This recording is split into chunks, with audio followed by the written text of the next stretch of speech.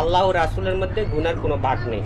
যেহেতু আল্লাহ রাসূলের মধ্যে গুনার ভাগ নেই, তাহলে আল্লাহ রাসূলকে এক করতে হবে। কারণ আল্লাহ বলতে আছেন আমি অদৃশ্য নিরাকার। যেহেতু অদৃশ্য নিরাকারের সাথে প্রেমও হবে না, তার সাথে দেখাও হবে না। আল্লাহকে দেখার জন্য, ধরার জন্য আল্লাহ একটা কৌশল দিয়ে দিয়েছেন, সেটা হচ্ছে নবী মুহাম্মদ রাসূল সাল্লাল্লাহু আলাইহি ওয়াসাল্লাম। তো নবীরে যদি তুমি মদিনাতে রাখিয়া দাও বা 1400 বছর পূর্বে রাখিয়া দাও, তাহলে তোমার মধ্যে প্রেম পয়দা হবে না।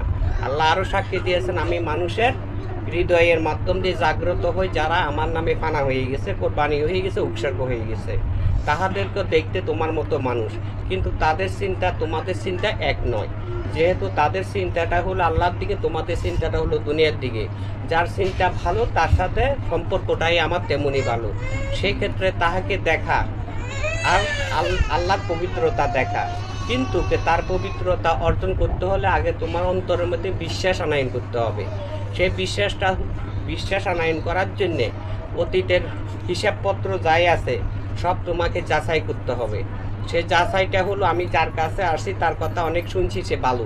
আসলে ভালোর মধ্যে এরকম অনেকের বেলা বাহ্যিক জগতে ভালো, উপরে ভালো ভিতরে কালো, উপরে ভালো ভিতরে ভেজাল, তো এরকম থাকে না, অনেকে থাকে নামাজ পড়ে সুদ খায়, ঘুষ খায়, হ্যাঁ, আবার নামাজে কপালে কালো দাগও আছে। আবার দেখা যায় মাতবর আছে সমাজের মধ্যে একজন অনেক দামি সম্মানী একজন মাতবর আছে, কিন্তু গরিবের দরদ বুঝে না, টাকার ধান্দা করে, তাহলে সে ভালো, সেও নামাজ পড়ে মুখে দাঁড়িয়েছে। তো দাড়ি পাগড়ি টুপি জুব্বা দিয়ে কখনো পবিত্রতাকে নির্ণয় করা যায় না।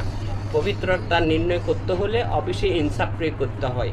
এই ইনসাফ দিয়ে আগে দেখতে হবে তার পূর্বের অতীত ঘটনাগুলা, যে অতীত থেকে তার বৈশিষ্ট্য কী, বৈশিষ্ট্যের সাথে আগে মিলাইতে হবে।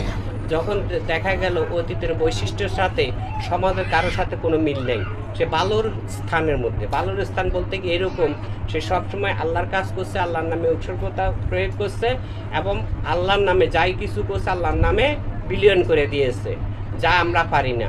তো কাজে ওই মানুষের সঙ্গ নিতে হলে এবং তাহাকে ওইভাবে ভালোবাসতে হবে যেমন আল্লাহ বলে দিয়েছেন ইন্নী জাইলাকুম ফিল আরদি খলিফাতান, ওই ধারা অনুযায়ী তাহাকে ভালোবাসতে হবে। ওই ভালোবাসার মধ্যে রাসূলের পরিচয় সম্পর্ক থাকবে। রাসূল কখনোর জন্যে বিলুপ্ত নয়, রাসূল কখনোর জন্য দূরত্ব নয়, রাসূল কখনোর জন্য মদিনাতে নয়।